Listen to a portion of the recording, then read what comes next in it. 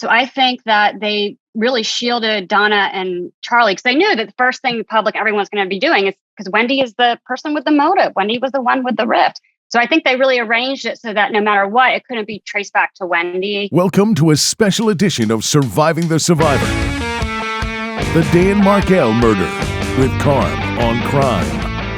And Karm, we are marching on. I think people have forgotten the hashtag Karm on crime, and you are definitely on it when it comes to the Dan Markel murder case. For those who have been living under a rock, back in 2014, Dan Markel, who is a Harvard-trained lawyer and an FSU professor, a law professor, a legal scholar, was gunned down in his Tallahassee driveway. It turns out two hitmen carried out that murder, and years later, it was all linked back to the ex-brother-in-law, Charlie Adelson, who now sits in a Tallahassee jail. Some people are accusing the ex-mother-in-law, Donna Adelson, and even the ex-wife, Wendy Adelson, of possibly being involved in this hideous crime.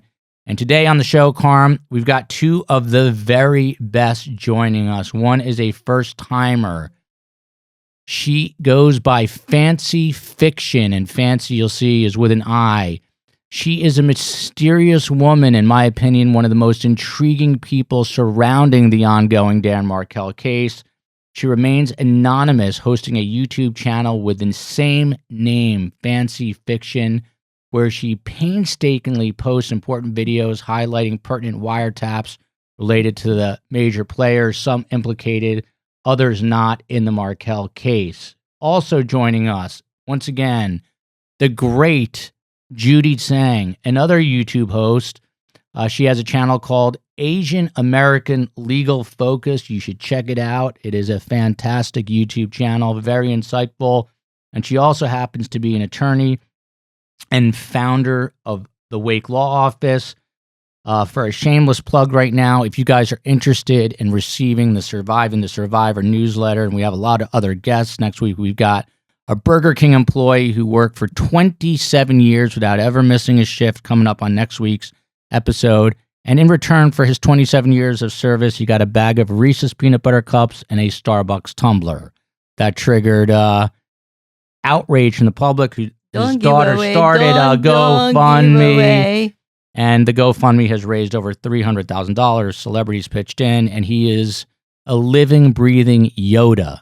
Guy has amazing wisdom. Don't miss that. But now on to the Dan Markel murder case. Now, I'm not going to say who, but a source very close to the case, who I speak to often, said, and I'm trying to find it here right now, so bear with me. Bear with me. Of course, I always lose it. And I can't find it, so I'm just going to tell you. She said that, this source said, that there is no one outside the state's inner circle that knows more about this and the evidence in the Dan Markel case than Fanci Fiction. I would put Fanci up against any of the lawyers you have on any day, and I say that with respect for the lawyers, but this person, believes Fanci Fiction knows more than just about anyone. Fanci, is that true? You better believe it. So Fanci, let's start. I'm curious. We've had Wendy on before. This is a first time visit from you. How did you come up with the name? You said we had Wendy before. Oh, Freudian slip. We had Judy before. Wow. How insulting. Shows you where my mind is. So Fanci, why the name Fanci Fiction and why with the I? Well, it seems like you've picked up on something. It's a troll. It's a troll that works many different ways, however anyone wants to take it. Wendy with an I. Being the first statement released on behalf of the Adelson family, signed by all their lawyers, said the prosecutors who are saying that the Adelsons have anything to do with this are just engaging in fanciful fiction. And I thought that was hilarious, and I decided to capitalize on it. Then there's also the fan fiction, which is another play on it. So, there's several different meanings, and people can take it however they want, but it is a major, major troll on the Adelson's own words. Fanci, how did you become so intrigued with this, and how did we get to the point where you are scouring through these wiretaps and posting them on your YouTube channel? Yeah, so I was in a bit of a life. I was in a life transition. I was moving. I lived in New York for many, many years, and I just decided I wanted to change my life, and didn't know where I wanted to live. So I just took a year to travel. And my mom lived in Tallahassee at the time. She no longer does, but she lived at Tallahassee at the time. So I would use Tallahassee as sort of my base, and I would find myself there in between travels. And I was in Tallahassee when the news of arrests broke. And I remember just being kind of bored. I'm used to, stimulating big city. And I remember this happening and thinking, oh, that is very interesting. It was cloaked in mystery. They had arrested these people, but weren't saying why. And then they released the affidavits to the media. I mean, just everything. It was a drip, drip, drip of salacious detail. And I just found myself pulled in. And I decided that I was going to follow this case like someone would follow a Senate race or a House race instead of doing everything all at once. I decided to get very narrow with it. And I start trying to learn how to read the docket and read these I have a little bit of legal knowledge just through my professional experience in corporate. So I have a little bit of understanding, but not of the law, but not in the criminal context. And I was very curious and decided, you know what? I've been called downtown to Manhattan to jury duty, but a couple times that I was never picked. And that infuriated me because I wanted to be on a jury. And so I was always the bridesmaids, never the bride. And so I decided, you know what, I really want to, this sparks my interest and I'm going to follow it. From there, I got on with my life. I moved, I now live in LA. And, but again, it's just the drip, drip, drip of the salacious detail. It's me wanting to lift the hood on this thing and get my hands on everything I could. I don't want to go into sort of process, sources, and methods of how I got my hands on things because I don't really want to give a blueprint, right? I'm doing this in a narrative and storytelling, and I really don't think that this evidence needs to be out for everyone to get. So I'm keeping it close to the vest. I got it. I'm releasing it, and I spent several hours listening to all of these wiretaps. So I really got these people. Mm-hmm. I'm sorry, and these wiretaps you're getting through, I assume, through Freedom of Information Act, through FOIAs? They're public record, yeah. They're public record. But you're the one that's actually taking the time to sift through them. Yes. Okay. So during COVID, and I talked about this on Judy's channel, I kind of sat with it. Again, I'm busy with my own life. But then COVID hit, and that's where I really decided, you know what, I'm going to, what else is to do? I'm going to listen to all of them. And I did. And so I have that understanding of having listened to them in their entirety, all of the wiretaps, and I'm releasing them sort of piecemeal so that people can digest them. And are all of them public record or some sealed? I don't know what's sealed. I do know what I have is public record. Okay. And without being immodest, in your own opinion, do you think, and obviously with no offense to Judy, do you think you know more than anything about this case outside of the state's inner circle? And I don't know what I don't know. Of her own. And legal knowledge of your own that Judy has, that helps also in certain instances. Yeah, but Fanci, you said you don't know if you know? Yeah, I don't know what I don't know, but I know that I have put a lot of time and I've thought a lot about it, and not to get into sources and methods, but I feel like I'm pretty well resourced and could talk about this with just about anybody. I could talk to a truck driver for 8 hours if he was interested in this case. That's how, anyone wants to talk about, let's talk about it. And it's just very interesting to me. And I'm going to ride this wave to the end. And anything I can get my hands on, I get on with my life, but then I'll deep dive and I'll just look through, I'll do my due diligence on the internet and look, read comments. I just have put in the time. That's what it is. And I've thought about it from many different angles. Never tried a case. I'm not trying to be a lawyer. It's a little bit like Erin Brockovich. Think about that. All the lawyers, but she was the one that really knew those plaintiffs. She's the one that drove it home, non-legal background. It's a little bit like that. For 53 years, I've been yearning for my mother to say the phrase, "I don't know what I don't know." but she will never say that, and she knows everything, at least in her own No, mind. I Is that am correct, going Karm? on record right this minute. I don't know what I don't know, but I don't think it's a lot That you don't know. that I don't know. That is definitely, you just cut yourself a promo, as they say in the fight world. Judy, you've been sitting there so silently, and we love having you on. You have so much insight.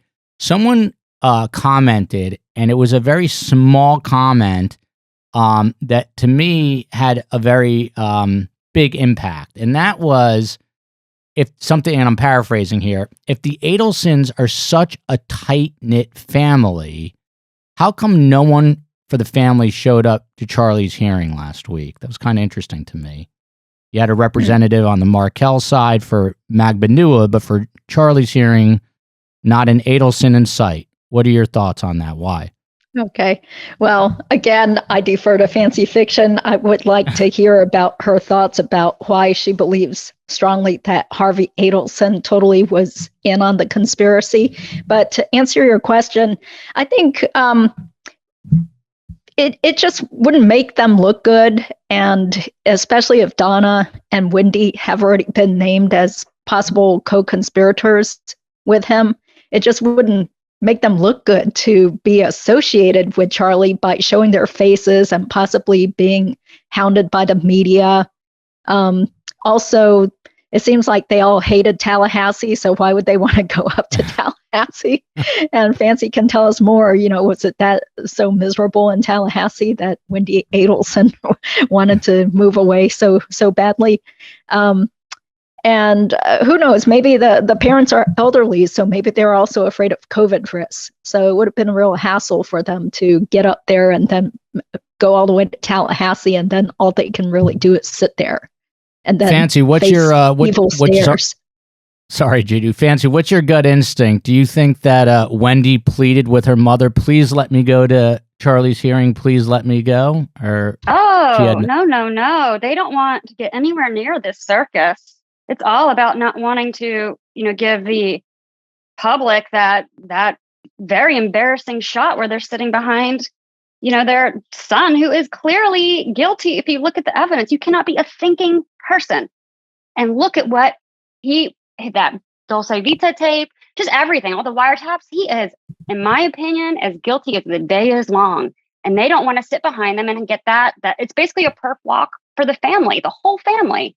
So they don't want their little pretty faces shown on camera. That's 100% my opinion. Karm, do you know what a perp walk is? Karm, it's a term we use all the time. Perpetrator. And when they walk him out in public, that's a perp walk. When the cops collar a big criminal, they will physically walk him out. They let us, the media, know, and we're there with our cameras to show the police work. Now, Karm, you had your hand raised, and everyone is saying how well we are getting along and how nicely I'm treating you. Do you have a question, dear mother? Yes. Charlie did Charlie appear in person? No. So then my point is, since Charlie was on the Zoom, why would they appear in person? Support, Karm. He was in there. person. He was there. He was? I thought he was on a closed circuit monitor that I saw. No? No, on Friday. For his case management hearing, he was walked in and he had a mask on. He looked really scared. His eyes looked very, very fearful. And when he turned back and he was walking, he was leading them out. He turned around and took one last look at the look in that man's eyes. He has seen things in prison, or he is scared of what he is about to see. That is a terrified man. Take a look at it. And so in that sense, I was chasing that the 29th of July when he appeared.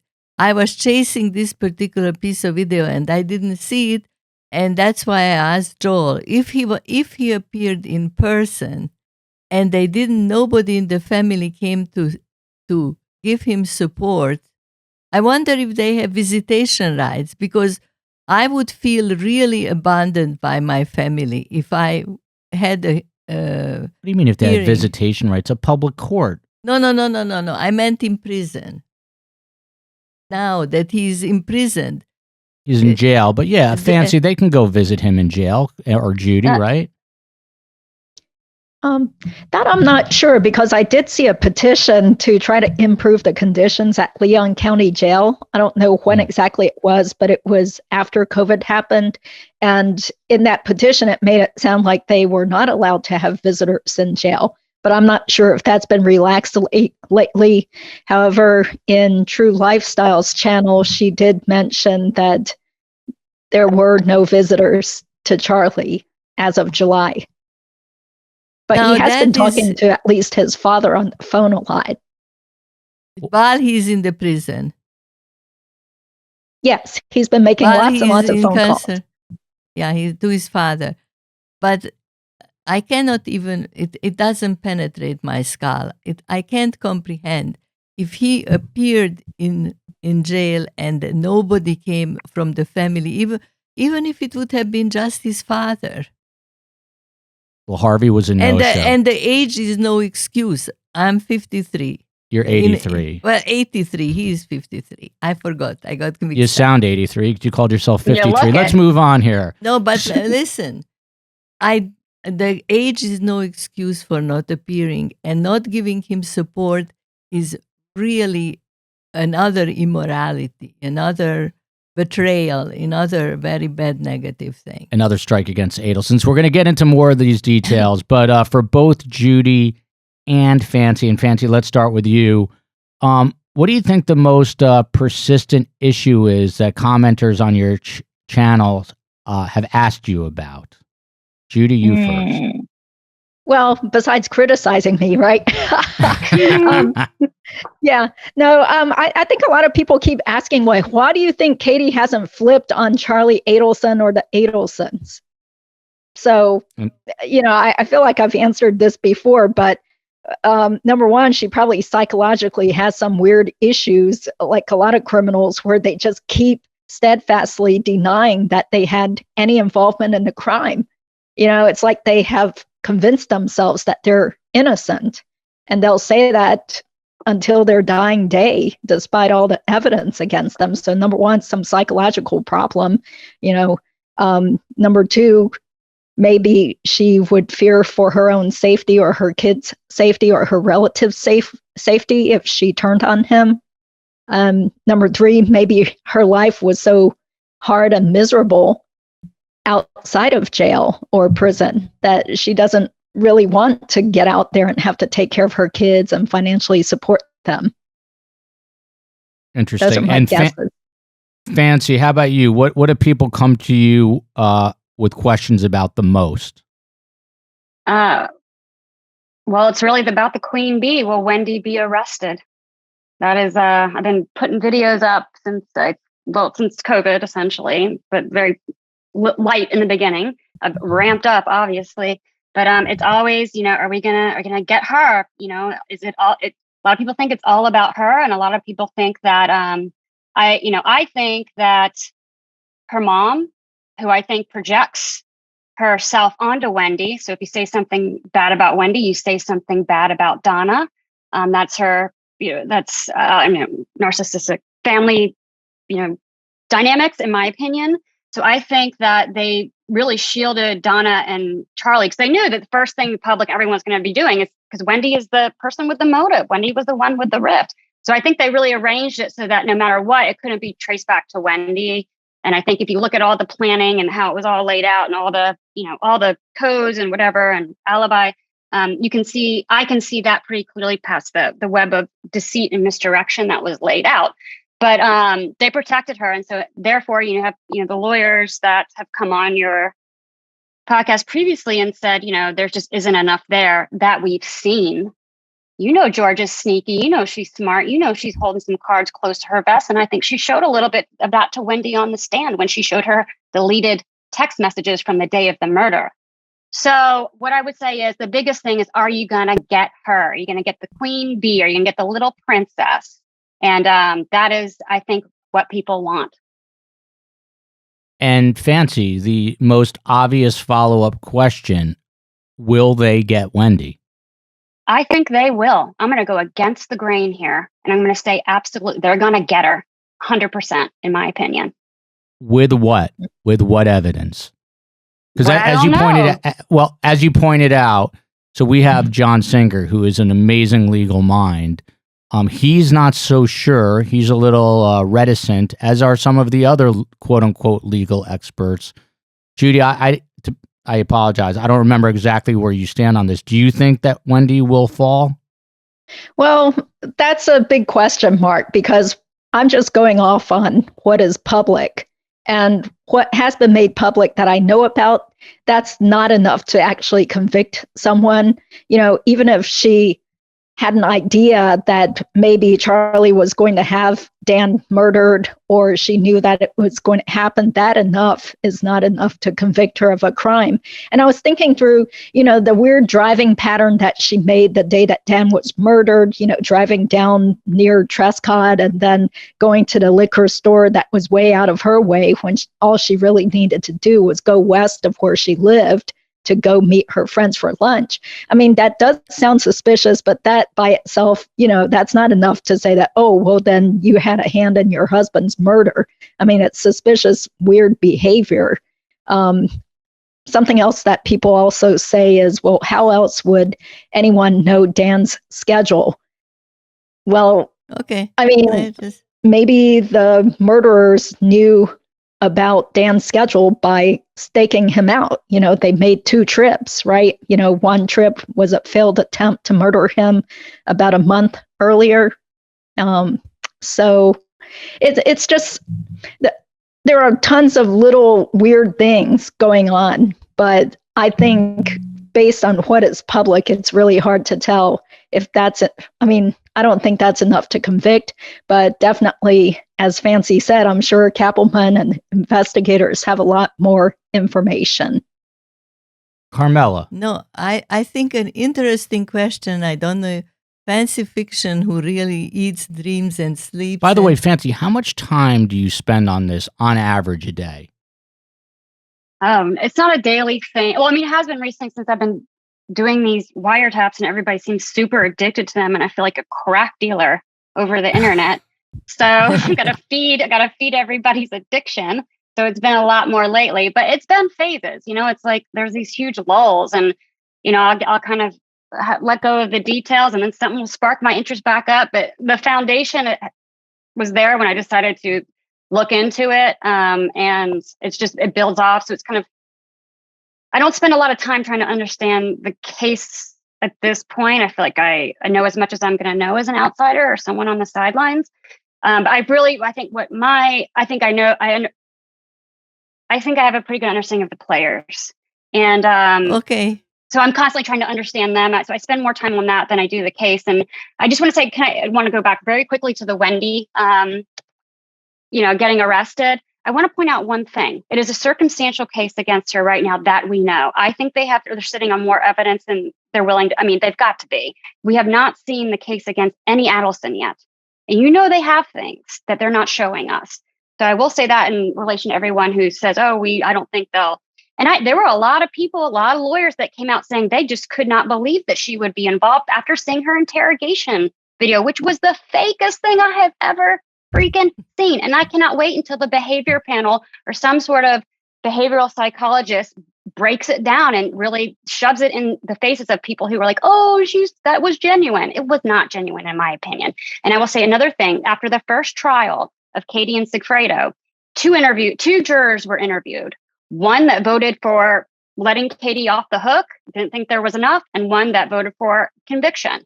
Both of them, separate viewpoints, said that they thought Wendy was guilty based on what they'd seen. And they've only seen a quarter of it against Wendy. So I will say to everyone who says, I don't think there's enough, hold up, step back, and be patient. They're going to get her. Karm? I was thinking of a psychological, I was thinking of a psychological question, and maybe it's not interesting to our viewers, but it's interesting to me.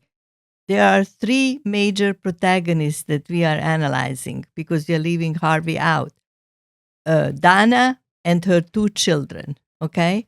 And the question I am posing is, who manages to put ideas in the other one's head in a very strong way, who who runs the show psychologically, who more or less directs the whole thing. Is it? I personally think something, but I want to hear what. Well, I'll tell you from personal experience, I would have to say it's the domineering mother. Exactly. But in my opinion, also definitely. But Fanci, who do you think? I concur with your brilliant, beautiful, young at heart mother. It's Donna. Donna's running the show. I've heard all the wiretaps. Don't forget it. And sometimes I'm hearing them 2 or 3 times because now I'm releasing them and I'm having to edit them and cut out people's names. And, there's some sex talk that Charlie was doing that nobody wants to hear. Trust me. So I'm really in their heads a bit because, when you're listening to someone who doesn't know that they're being listened to, it's a huge gift. And I will say this, Donna, she may be, she's running that. She's, oh yeah. She's got an iron grip on everything. Nothing happens without Donna's approval. Fanci, I know there's copious amounts of wiretaps. What has really, I know you can't distill it down to one particular thing, but what has stood out to you the most amongst these wiretaps that you've listened to? The arrogance of these people. They just think that the law and the rules don't apply to them. Very clear. But there is more than the wiretaps. There are the emails that they wrote to each other while Dan was alive. Oh, yeah. Those are also like instructions of how to behave, what to do, what Wendy is capable of. The mother says she's the best actress. And I feel that she was directing her. The minute she couldn't have what she wanted, she started to direct Wendy. I don't build Wendy up as the victim because she's an adult and she's responsible for herself. And I don't like, even though I abuse my children, I don't like when they play victims. Yeah. You know what I mean? Mm-hmm. Yeah, I do. Hey, Fanci, so one of your first videos was about narcissistic family dynamics. There's none of that in my family. And then you said that one of the things that, comment-wise, what shows up the most was arrest all the Adelsons. But there is an Adelson. Carmel alluded to Donna's 2 children. There is a 3rd child, Rob. And what are your thoughts on Rob's role? Rob is a hero. Really, if you want to, there's a few people, and there's that guy, I'm forgetting his name, but he was the Theranos whistleblower. And if you go and look at, him, he was one of the first people. He had a very prominent grandfather that stood very much behind Elizabeth Holmes, and he bucked his own family and said, this is all fraud. And, the ethics and the morals in that guy are impressive. And I see the same thing in Rob, even though I don't know him, never met him, never spoken to him. He, in a way, him and Jeff Lacasse, I should know that by now. I don't know these, never met these people, but they're the heroes in my eyes. And just a profile in courage. He chose his own conscience over his nuclear family, who carried out a murder for hire without him. Think about that. He really stepped up. It happened even before. He sensed something before when they started to, Donna tried to run his life also. And that happened even before the murder. Yes, that's true. That's true. But from my understanding is that was horrible. And it's so funny in juxtaposition of, on these wiretaps, and you see like June being brought around into the Adelson family for dinners and all the other girls that Charlie, and Donna has no problem with that. But yes, she really put her foot down for this wonderful doctor that her son truly loved. You just really see, again, if you talk about narcissistic family dynamics, you can see who's the outcast there, who they project their anger on, because in my view, he's not like them and he doesn't play ball. Now, in terms of Rob, I think his instinct was my understanding of what I gleaned from that podcast, the Over My Dead podcast, which was my first video, because I heard Rob, I was already kind of a little bit invested in the case, but not as much as I am right now. But man, I just wanted to stick up for him. That was just my motive. I just want to stick up for this guy because he was really taking a stand, and he lost a lot. He lost his whole family. And, obviously he had to protect his children, but that's why I saw the family dynamic so clearly. And I felt the need to make that video. But Rob is a hero, and I can't wait to read his book if he writes one, because I know he's got the dirt. And Rob, if you're listening, which I know you are, please come on. We'd love to have you as a guest. Now, I'd like to get both your guys' takes on this. Tara Kawas, she's a defense attorney for Katie Magbanua. She spent most of her sentencing speech about sympathy for the Markel family, saying how she and Katie want to see justice for the Markel family. Judy, first, was this a true expression of remorse? What was that all about? And let me just preface it by saying I spoke to someone very close to the family who was sort of disgusted by this, what they perceived to be disingenuous sentiment. So, Judy, what did you make of all that? Yeah, I thought that was kind of like people saying that OJ was going to go look for Nicole's true killers while he's hanging out on the golf course or something. It was not credible. Yeah, that was not written by Katie. I mean, thanks to Fancy Fiction, we have already gotten an earful about Katie's true nature and all her screaming and yelling and manipulation and cursing left and right.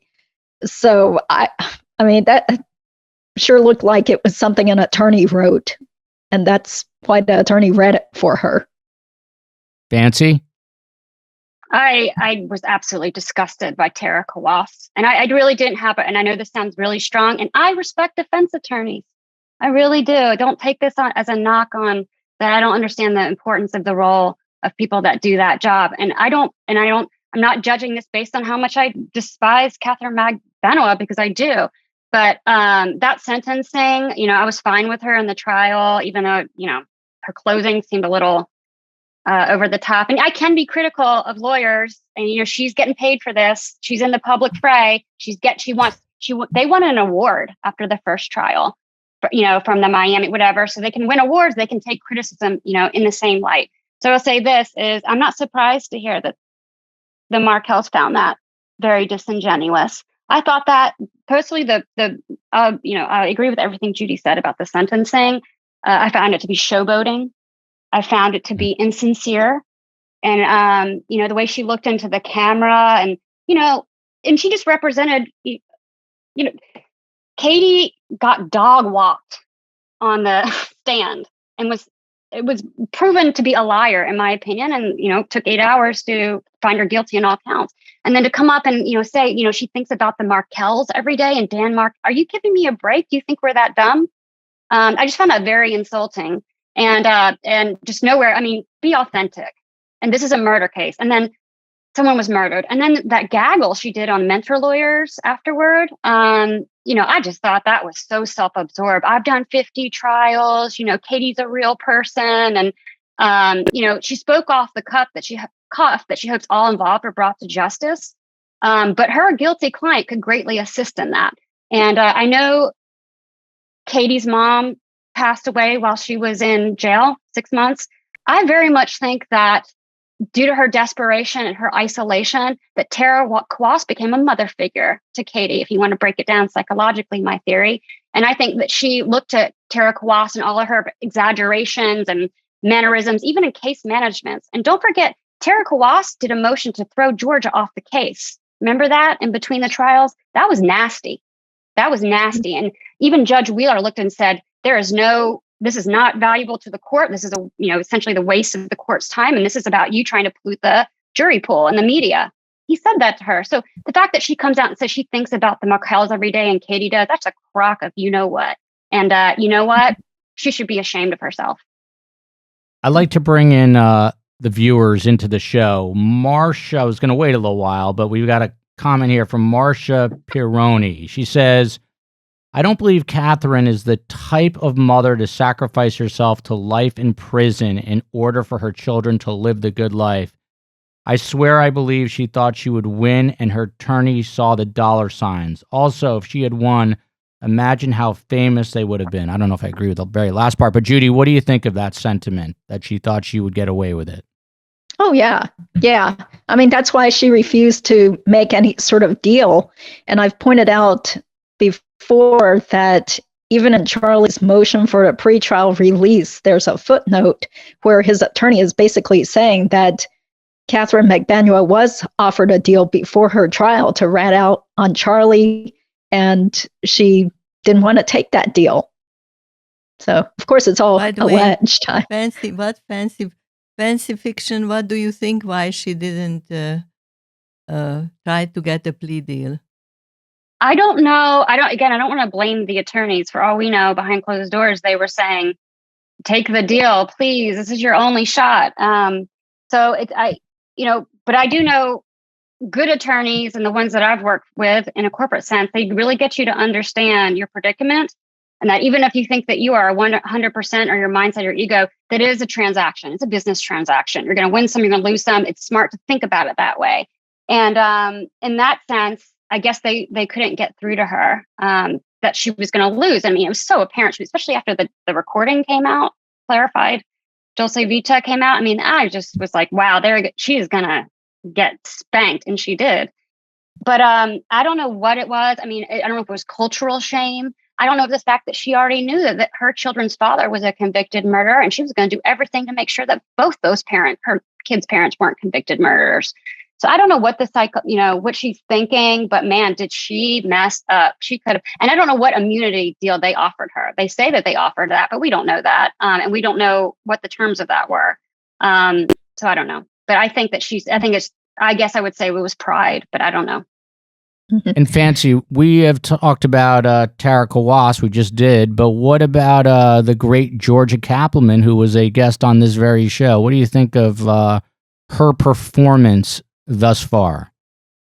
Well, I put angel wings on her in many of my videos. So I think that should convey how I feel about her. I know she gets criticism for being monotone or whatever, but then she's got to keep her cool. Think of what she does every day. Think of who she goes head to head. And I couldn't have been happier with what she did this time and what she got for the Markels. And I couldn't be more excited to see what she's doing with Charlie Adelson and potentially more of the people that she named as co-conspirators, which were Wendy and Donna.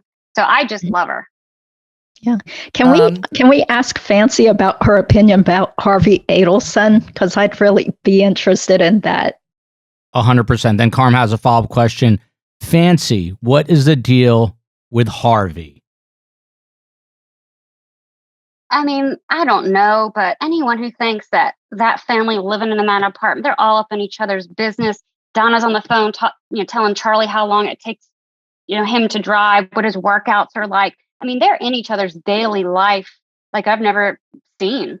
And to think that you haven't seen my family. You haven't seen me and Carmela on the phone 19 times. It's a bad situation. Fanci, I keep telling Karm, I don't know what I'm going to do when she's no longer here. It's a dysfunctional relationship. And a comedian said I have to rebrand the podcast. It's going to be called I Survived the Survivor, and all I got was this lousy podcast. But it's probably a little bit ethnic, to the point that I have a hard time dealing with listening to some of the dialogues between Donna and one of her children. I feel very uncomfortable because even the intonation of the voice and some like formal content. But I want to bring up something completely independent and totally different on a totally different plane. It's not far out to say. From Wendy's testimony, we learn that they lived a year in Miami Beach when she was first married to Dan, and he was teaching that year in the university in Miami. And then he tried to stay there in Miami, and they did not give him a position after that 1 year. So he went back to Florida State University. Do you agree with this, that this is what happened? That is what Wendy said on the stand, is that, which it's amazing how she always seems to rephrase it as, well, he tried to get a job here, but, he didn't make it. So it was Dan's fault, essentially. Which she did that several times on the stand. But that is my impression too. And if I don't, in Wendy's book that she wrote, her fiction book, I remember reading like a caption or something. I did not read that book, and I never will.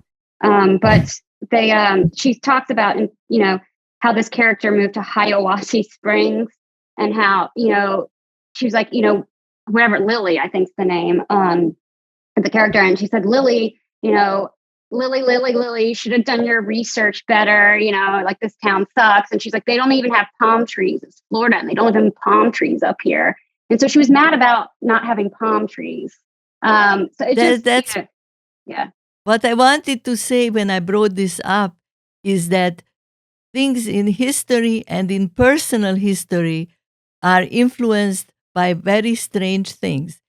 If he were going to get the position in Miami, they could have moved in the nice circles.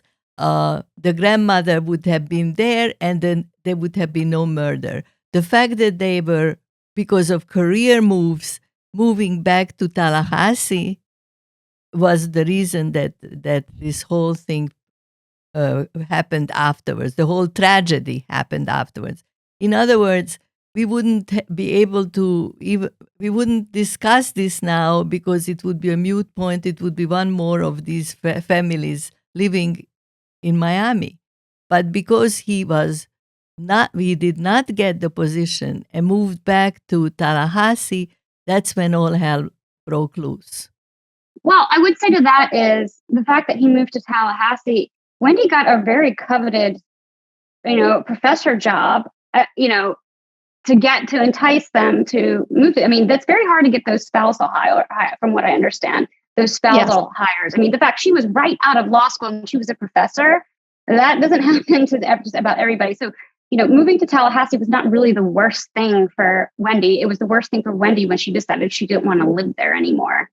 And, I don't know, they could have stayed in Miami. They could have rolled in higher circles, could have kept, little Wendy stimulated and, Donna happy with having the family close. But, the dynamic could have also turned very sour, and the murder could have still happened because, it really, if Dan had still pressed the issue of, if you're going to I think you're disparaging my children against me, that motion still would have been filed.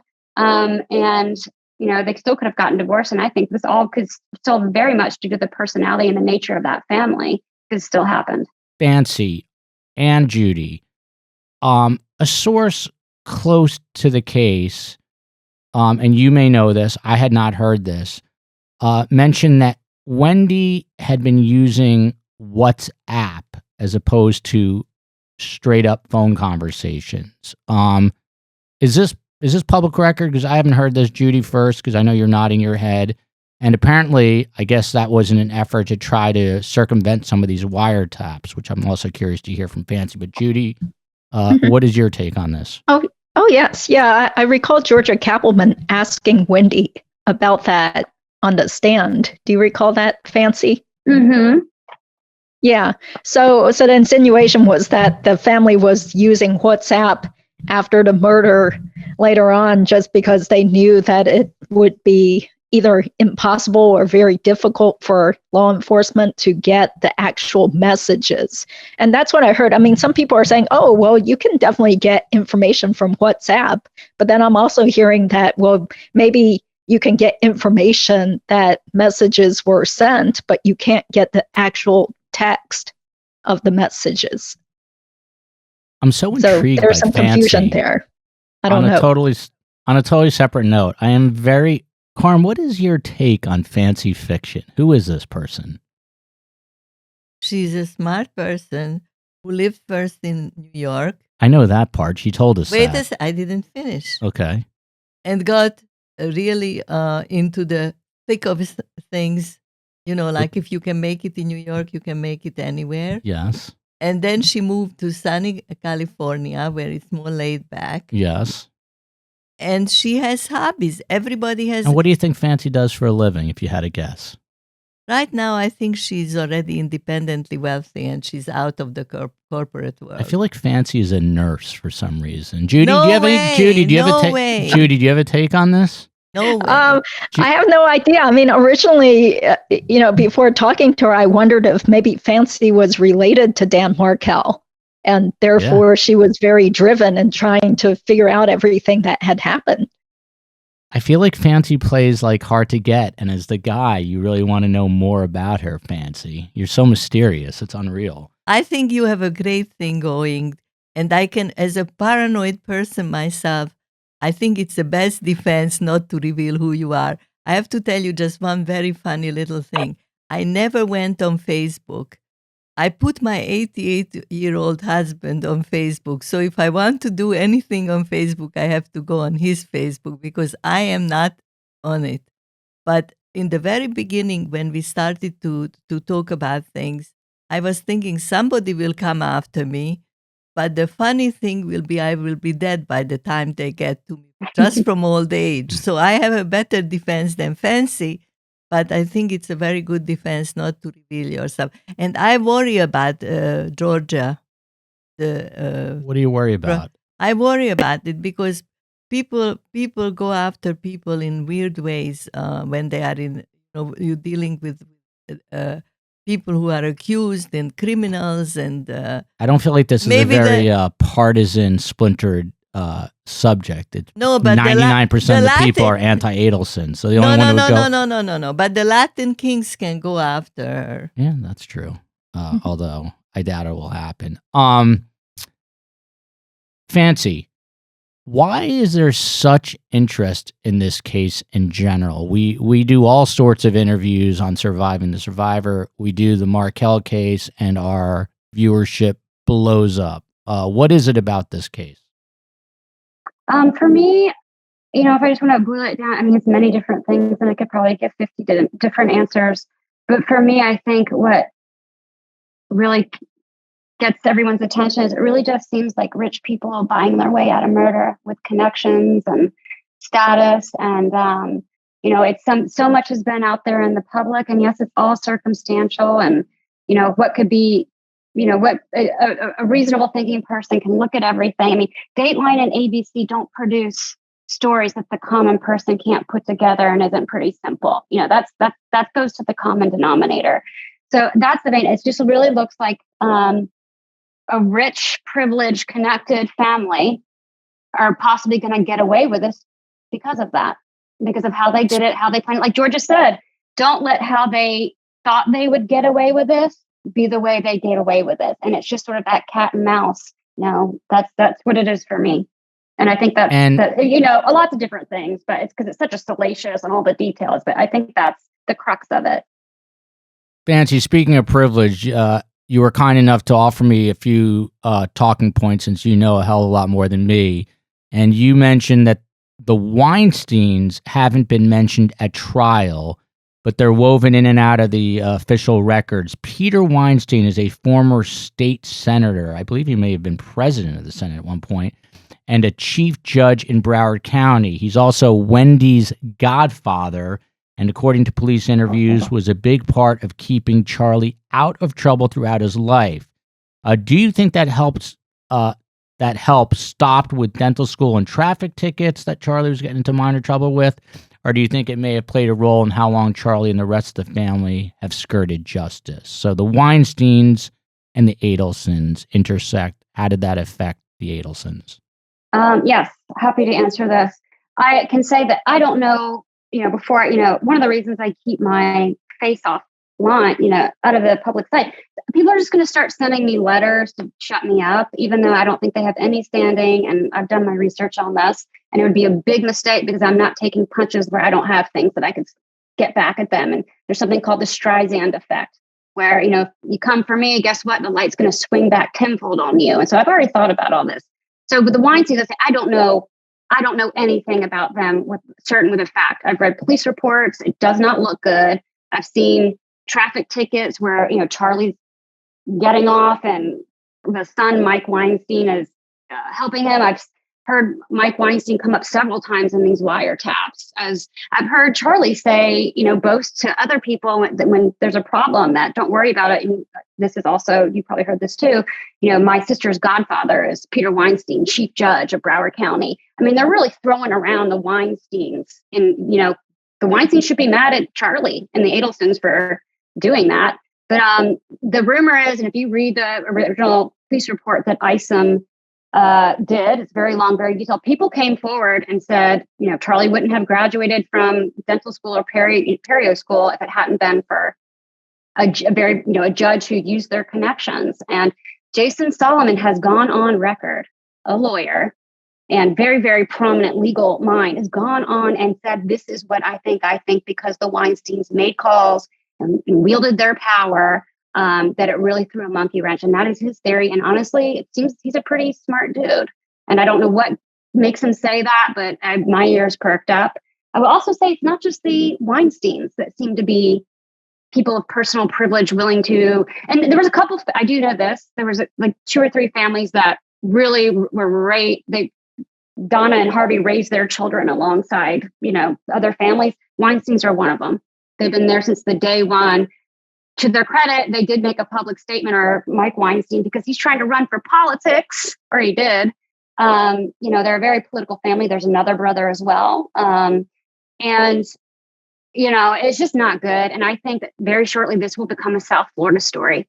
And this will become a story about the corruption and about people patting each other's backs. And it's all going to come out in the wash, and everyone's should feel very freaking ashamed. Another person is this billionaire boss, Mike Fernandez. Yeah, I'm going to attack a billionaire right now. He released a statement in 2014 after Dateline, and he said basically about how we express our support of her as she navigates the impacts of the loss and media interest in the case. She continues to be a dedicated mother. And then he wrote, had the nerve to put this in writing in a Politico article, as prosecutors and investigators have concluded, Wendy had nothing to do with this tragic event, Fernandez wrote. He has not retracted that. How would he know that? She's a named co-conspirator now. Think about that. Think about how she got a billionaire to leverage his power in support of her. Gross.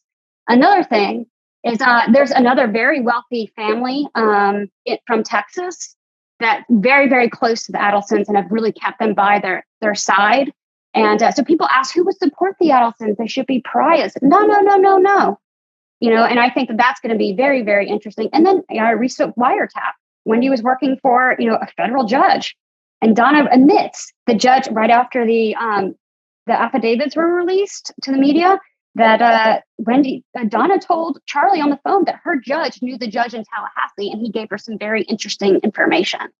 So I don't know what kind of Elizabeth Holmes thing she's got going on, where she has the ability to really come across as very credible and convince these very prominently, these successful men to come to her defense in the media. But wow, I cannot wait till this all comes out in the wash. And, I don't think once you're duped by somebody, once you're calm, it's very hard to walk that back. And it's going to be a South Florida story. Watch, mark my words, watch his face. Fanci, you mentioned Jason Solomon, who we've had on the show as well, who founded Justice for Dan Markel.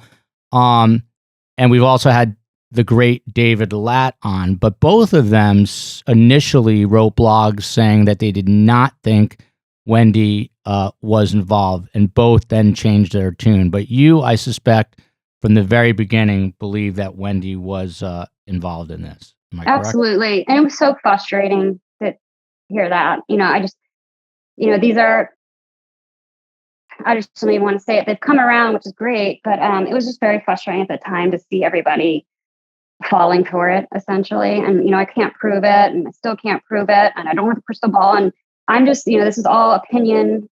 It's a well-informed opinion, but it's not proven in the court of law, and I can't do that. So, but I will say it was very hard in the beginning just to see people. And, even Matt Shear, who did the Over My Dead Body podcast, he did a follow-up, where he went on and talked about his experience of producing and hosting this. And he himself said in the quote in his follow-up was like, there's no way that Wendy was not being genuine in that interview. And I just cannot, it's just, I don't know if it's a man thing I don't know, what it is that they just can't believe a pretty educated, wealthy Jewish American princess could even think of doing this. But it was absurd, and I'm glad they've come around. Well, I can vouch for all men. We're horrible judges of character. By the way, do you think Fanci is Jewish or not Jewish, Karm? Putting you right on the spot here. Jewish or not Jewish, Karm? I will think about this. By the end of the show, give me an answer. My first instinct is that she's not Jewish. And Judy, you can attest, just in the defense of the John Singers, David Latz, Jason Solomons of the world. I mean, lawyers generally, they go strictly by the evidence. And I think that per the evidence, they couldn't see something linking Wendy early on to the case. Am I right about that, do you think, Judy? Yeah, it could be. I mean, even at the beginning, when I first heard about the case, I didn't think Wendy was involved at all. It wasn't until after I spoke with, I don't know if it's okay to say his name or not, but spoke with the attorney who's writing a book about the case, who was like, oh yeah, she did know about it. And I'm like, really? Oh, okay. And then I looked more into it and started reading more and finding more about the case and saw a lot of really weird, coincidences or very strange behavior. Not to mention those, would you call it a podcast, when Wendy was doing the creative writing class, and I think it's called some sort of podcast where she was basically sounding almost giddy talking about Dan being murdered. It's like, I don't know how to refer to him. My latex husband? It sounds like latex husband. And I don't know what to say about him. He's not doing much because he's dead. It almost sounded like she was suppressing laughter or glee. And I found that very disturbing. By the way, as a fellow Brandeis graduate, which is where Wendy went to college and I went to college, even though I got into Cornell and Michigan and should have gone to both of those, but that's a long story. Right on. The audience. However, anyone out there listening who was friends with Wendy and wants to come on and share stories, hit me up at Joel at survivingthesurvivor.com. Meanwhile, Judy, I know you have to run. You have a few more minutes, or you have a hard out? Maybe like 4 or 5 more minutes. Okay, if you have to jump off, that's quite all right. And sure. Fanci, if it's okay, I want to get through some viewer comments here. So this one comes from Bruce, and this is not really a question per se, but he says, can you possibly do a show with some of the Adelson's patients, both Charlie and Harvey, to see if we can get insights into their behavior prior to the killing and their feelings about them today? I thought that was kind of interesting. Either of you, have we heard, I mean, obviously there's HIPAA rules, but have we heard from anyone who are friends or past patients of either Harvey or Charlie? Oh, yeah. Yeah, I mentioned this on one of my previous live streams, but if you Google dental dilemma, you can find this guy's blog where he is talking about how he was a patient of both Dr. Adelson's, and he felt conflicted because he liked the service. He felt that he was treated very well at the practice, and he needed his wisdom teeth or something removed, so he didn't know if he should go back because now he was having doubts. So I think that's probably the same guy that spoke on the Wondery podcast. It was. Mm-hmm. Yeah, we're doing fantastic periodontal work. That sounds so exciting. Like I said on the last show, I'd rather be in jail than be a periodontist. So maybe there was another reason. That's why you are not. There was another motive. Charlie had other motives. I know. Really? You can't alienate all the dentists by you not wanting to be Georgia one. Kappelman's. And you have a shaky hand too. Motive A. You're a periodontist. I understand. Next comment from the beautiful, lovely, wonderful Leslie Ballinger, who simply said, fascinating conversation. Thank you, Leslie. On to the next comment. This comes from Richard Poplis. He says, you ate all wrong, but I believe he meant to say, you are all wrong. Wendy Adelson knew everything. And this is, by the way, comments from our previous show with John Singer, and we had Preston Scott, who is a morning radio host in Tallahassee. So once again, reacting to that, Richard Poplar says, "You are all wrong. Wendy Adelson knew everything about Dan's whereabouts and daily routines, ! She was the only person that benefited from Dan's death. Wendy was the smart maestro of this murder." She uses that word because maestro is on the license plate of Charlie Adelson's car. She planted all these seeds and was smart enough to step back and be silenced. She is the co-conspirator of this murder. Judy, since you have to go, you first and then Fanci. Mm-hmm. Okay. Yeah. Well, it is true that who else would know all of Dan's whereabouts and his schedule and the fact that he was planning on going to New York to see his girlfriend on Saturday.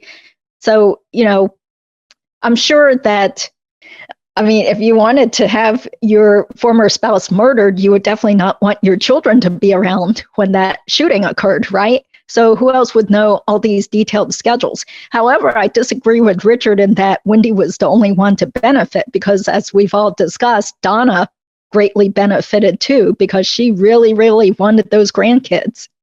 And in fact, it looks like she was taking care of them a lot. Mm-hmm.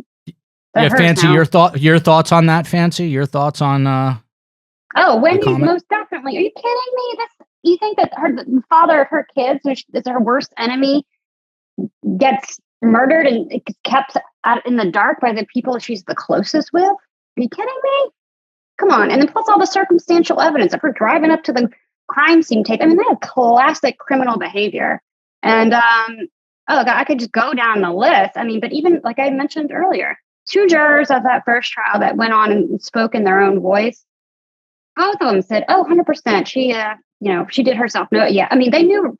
They saw all the evidence in a courtroom without, and they had been cleared beforehand to serve on the jury. They came to that conclusion. So I really don't, the people that are saying that Wendy, come on, it's common sense, guys. Maybe in some version where she really is this beautiful, naive princess that just really doesn't talk about, doesn't read anything, has never asked her brother or mother anything about the murder of her kid's dad, her biggest enemy, has never talked about it. Give me a break at this point. And if you're still supporting him by their side, shame on you. Look in the mirror. Next question for the great Carmela Waldman, and it comes from one of my favorite viewers, Got Donuts, ? Who reminds me in an odd way, since I don't know either of them and have never seen a photo of either of them, but she reminds me of Fancy Fiction in a strange way. Karm, why is Harvey not divorcing Donna at this point? All the cards are on the table. It's clear to Harvey that Donna instigated Dan's murder. Why does Harvey stay, Karm? Why has he stayed for the last 45 years? Excellent point. Why? Same reason you and Dad are together. No. You guys love each other? That was a very, very... no, that was a below the belt. There's never been a day in 61 years you haven't yelled at my poor father. That I love him with passion. And he stays by your side. On to the next one. But no, wait a minute. Damn it. I'm worried about Judy because Judy is too sweet to say she has to go. Judy, do you have to go? I do have to get going. Got some work thing coming up. But another reason could be that Harvey was in on it. So you guys could discuss that more with Fanci if you wanted to. Awesome, Fanci. You're going to stick around for a few more minutes, sure. Fanci? Yeah. Okay, the great Judy Tseng, thank you so much. Love you, Judy. Asian American Legal Focus is her YouTube channel. I think, wait a minute, Judy, before you go, I will tell you why he stayed all those 45 years, because he's passive. Bam. Mic drop. A mic drop moment. A mic drop moment. Judy, we'll have you on soon. But we're going to keep going here. Okay. Next comment comes from Norla Vine. Fanci, I'm curious. I thought this was pretty perceptive. Maybe COVID restrictions stopped Charlie from fleeing overseas. So just so the audience knows, there was a motion for an Arthur hearing, which I believe is going to actually take place on September 7th. and that is to allow Charlie Adelson out of jail on bond. And people said, well, oh, he would have, if he could have fled, he would have. But again, maybe he couldn't because there were all these COVID restrictions. What say you, Fanci Fiction? I don't think he was ever. I mean, I think it was very interesting that Preston brought up about the private jets. I totally am not surprised by that at all. I mean, in the wiretaps, he's all, go kart. I think he was signing up for one of these services or inquiring about the charter jet. So that doesn't surprise me at all. First off, when I heard that, and I was happy to hear that. And the second thing is, I think David Oscar Marcus, who is his attorney in between the time that he was implicated to the time of he was charged, he was no longer his attorney now. I think he convinced him to stay and to fight it. And obviously, such a big name lawyer has a great reputation. I've had another lawyer tell me that is the reason why they think that Charlie was not charged for fear of this. How good and how creative and masterful David Oscar Marcus and his partner, who I'm not remembering her name, Moss. Also, someone said she's incredibly good and incredibly dangerous. And I think he had a child. Don't forget that. He had a child. That was a reason to stay. And his mom, he's addicted to his mom. He's not going to leave his mom. Are you kidding? They're in they call each other all day long. So I think that he very much thought that he was not going to get charged because he was protected by this shield of a lawyer. And I think that he was arrogant. And I think he had a child to stay for. And I think he just did not want to say bye to his mom. And obviously, he looks guilty as heck if he leaves. So if he's projecting innocence, I don't think COVID had anything to do with it. I think if he wanted to leave, he'd leave. I mean, he'd get on a boat and go to Cuba. He's got a boat, right? I mean, yeah. What a mama's boy. Another comment from Got Donuts. To Karm's point, Charlie had opportunity to flee the country, but did not. Why? I believe it's because he's so arrogant and narcissistic and felt completely insulated via Katie to the murders Garcia and Rivera. Charlie knew his money was buying Katie's silence. Do you think there's any veracity to this? Because some people do say that Charlie was basically supporting Katie and maybe had some sort of trust set up, and that's why she didn't flip. That's why she didn't cooperate. What do you think, Fanci? Oh, most definitely. Yeah, that's what I think. I think he thought, again, goes back to Georgia. Don't let the way that they thought they'd get away with this murder be the way that they get away with this murder. And so, yes, I do think that he thought he had Katie, where he needed her to be, and felt very confident that she was going to continue to do what she was going to do. And as long as he knew that, there was no reason to go. Two final comments. One is from another loyal viewer, Sophia Lavish. She says, Joel and Karm, love your show. Another great surprise. I think she meant because we had the morning DJ on who's been following this case since 2014.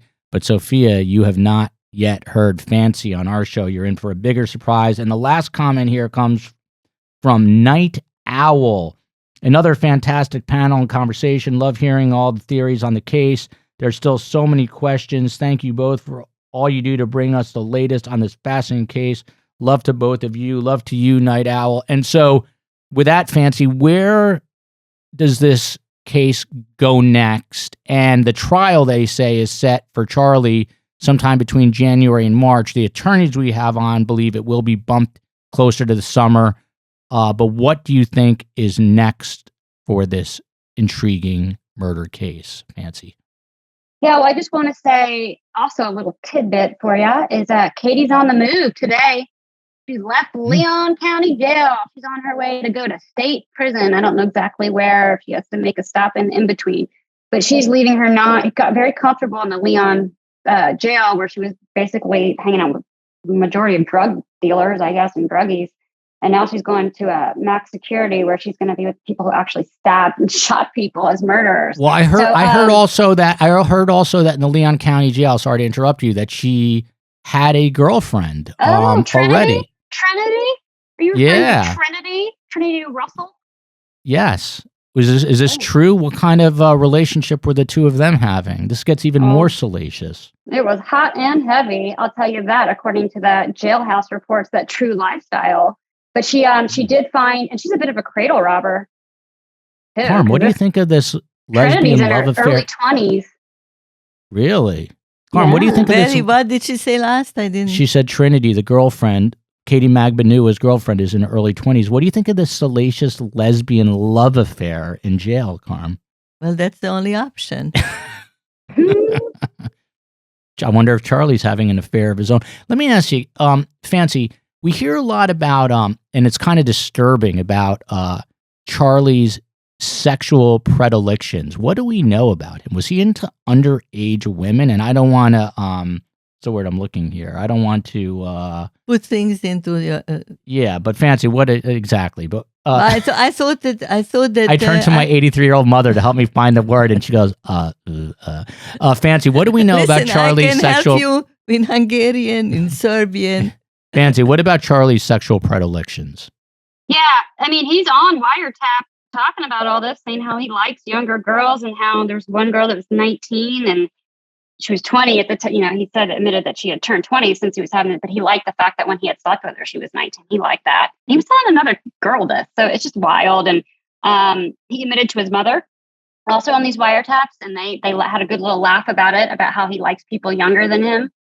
So I think that's a defining characteristic of what he likes. And he's, he cannot shut up about how women in their 30s who are single mothers are just lost causes and worthless. So I think that tells us all we need to know. And obviously he's devoid. I mean, if you listen to all of this and, what I can gather, my opinion, he's devoid from any morals. And he's very encouraged by his mother to keep going that way. And they laugh about it. And it's very sick. And I would not doubt that he's into some really nasty stuff. And it looks like he enjoys messing with people and hurting them. You can see that with June. He's, if you listen to the wiretaps. I also want to go back to Trinity Russell. If you go on my YouTube page and you go to the community and you scroll down and see some of the posts I've done, there's a community tab. And, I got her picture up there, and I've got some more information if you want to go take a look, if you're curious of what Trinity is. Very a masculine I was going to ask if she's attractive, but I guess you just answered that. What, Trinity? Yeah, you just ruined my whole. You mean she's a masculine? She's a butch type of a person? Yeah. Go look at the pictures. You can pull it up and show Karm. I think Karm would like to see it. Karm, check it out afterwards. Well, it ruined Joel's fantasy of this gorgeous feminine. No, woman. I don't. I'll gorgeous feminine jail affair. Fanci, there was just something else that God, now I've been hanging around with my mother. Speaking of dysfunctional mother-son relationships, and now I can't remember stuff. One thing I thought was interesting is Charlie was bitching to his mom about how Wendy's the trust fund child, and he goes on to talk about all these loans that he had to take out. And I thought that was interesting because they're apparently this incredibly wealthy, affluent family. Why do you think he was taking loans out? Why wasn't Harvey just footing the bill from his periodontal business? I don't know when they got wealthy, and I don't know how they got so wealthy. And I think that's something maybe an investigative journalist should look into. Because, I think that's you, Fanci. I think you are the investigative journalist, Fanci. I'm doing enough, aren't I? Yeah, you're doing fine. You are doing a lot. So, but I think it'd be very interesting to see how they made their money.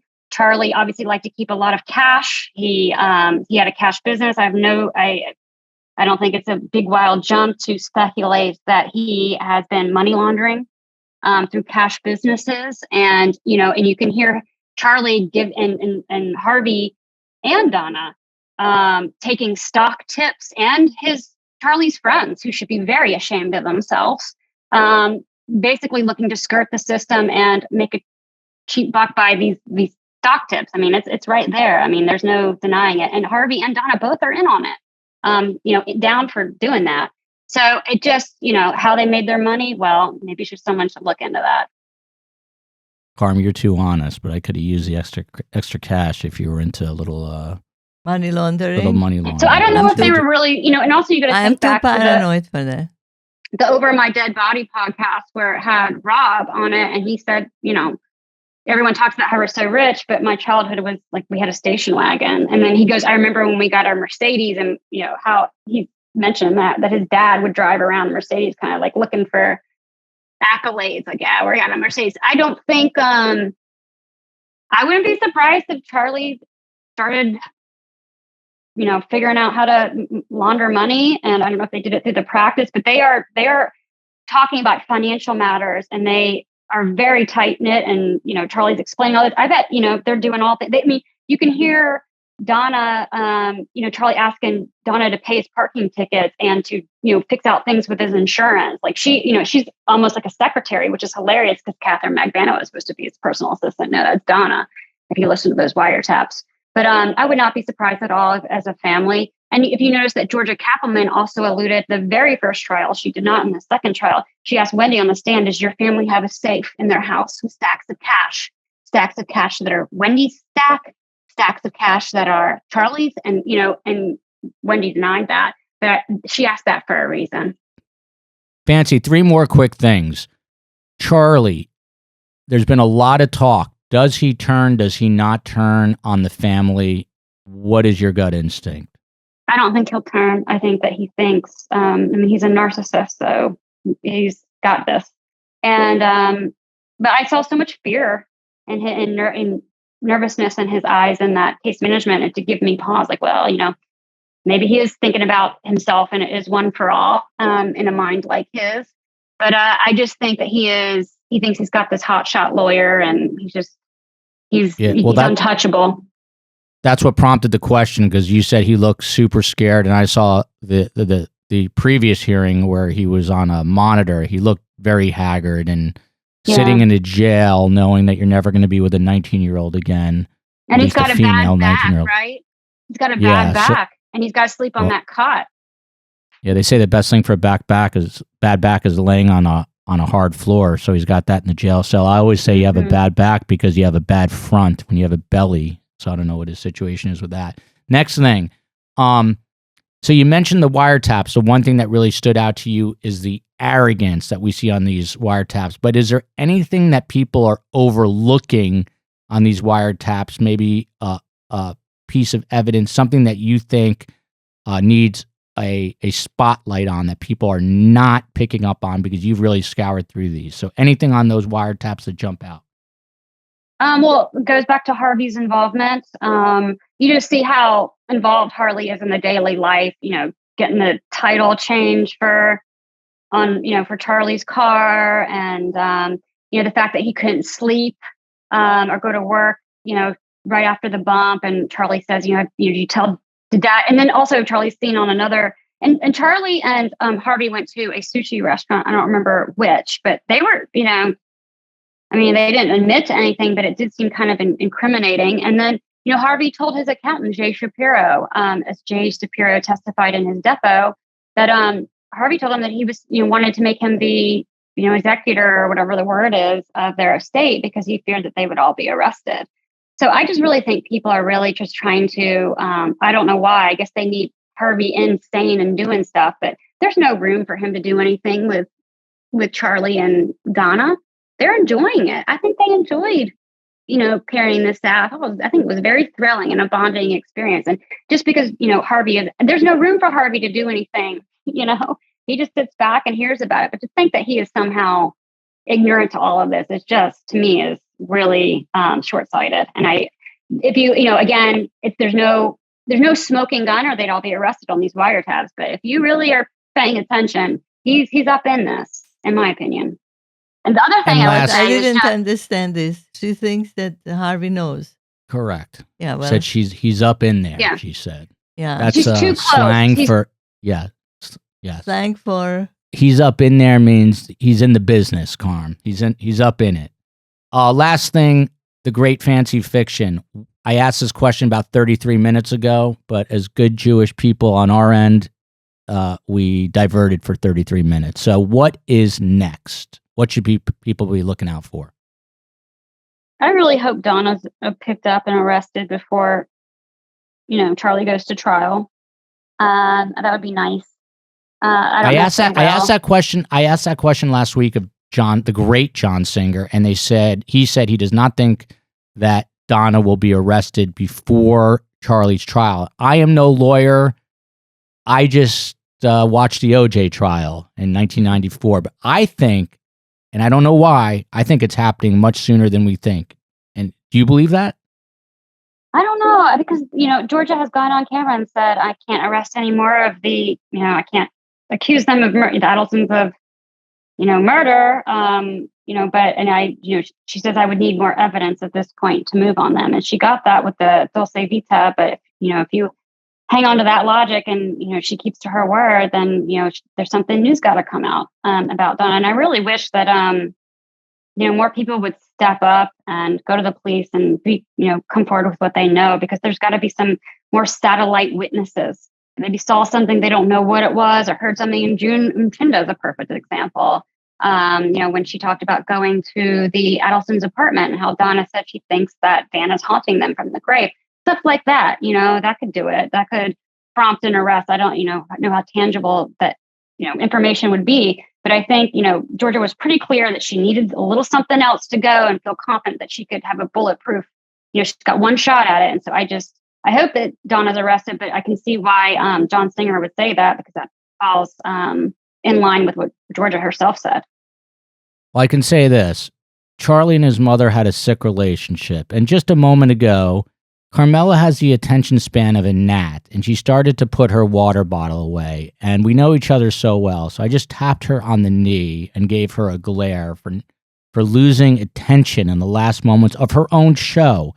And if you guys rewind this YouTube video and you look at Carmela's mouth closely, especially if there's anyone who is deaf out there who knows how to read lips, Carmela looked at me while you were speaking, Fanci, and uttered the full phrase F off.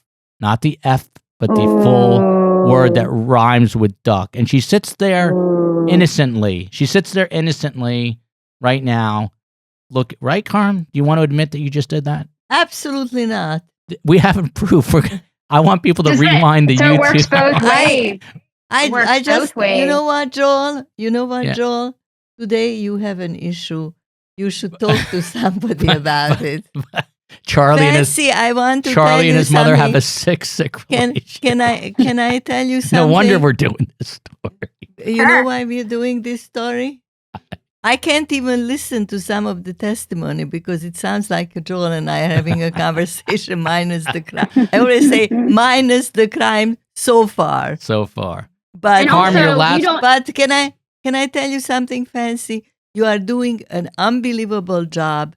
You spend a lot of energy. I really admire you.